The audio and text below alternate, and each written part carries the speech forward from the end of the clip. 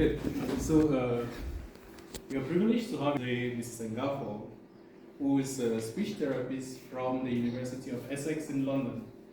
Now, just to tell you guys how important our session here today is some years ago, a couple of years ago, I was in Yaoundé for the brain conference, and seasoned neurologist there had only seen a speech therapist twice. So that's how privileged and how happy we are to have you here today. And we just can't wait to learn from you. Okay. Thank you, Dr. Chinda and Mr. Address. Thank you so much for having me here today.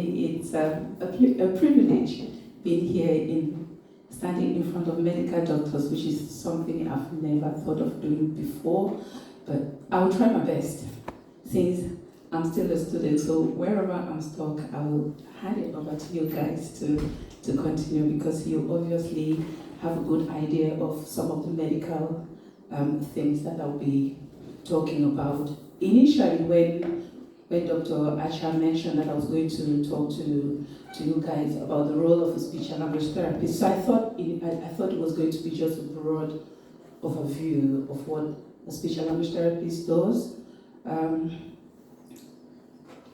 Dr. Chida called me yesterday and said, "Oh, you will talk about the role of a speech and language therapist, but you also talk a little bit on dysphagia." And I said yes, but I was wondering, with all those medical terms, how am I going to cope? So let's give it a go and see. So in my presentation, I'm going to talk about the introduction of what a speech and language therapist does and the areas where we work in.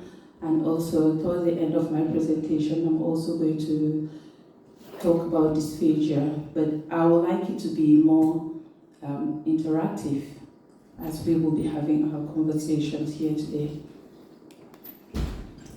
So the scope of practice for speech and language therapists, if you look at the image on the screen, you will see that speech and language therapist is not just about talking. It's not just about being able to communicate. So with a speech and language therapist, we deal with voice disorders, we deal with speech disorders, we also deal with language, and equally with swallowing, and also cognitive communication disorders, which from what it says is an impact of neurological conditions on communication. There are several areas where a speech and language therapist will work in, and one of them is working in pediatric care. A speech and language therapist will work with children, either in a hospital, either in a school, or in the community, and I've been doing quite a few of that since I started here. So in what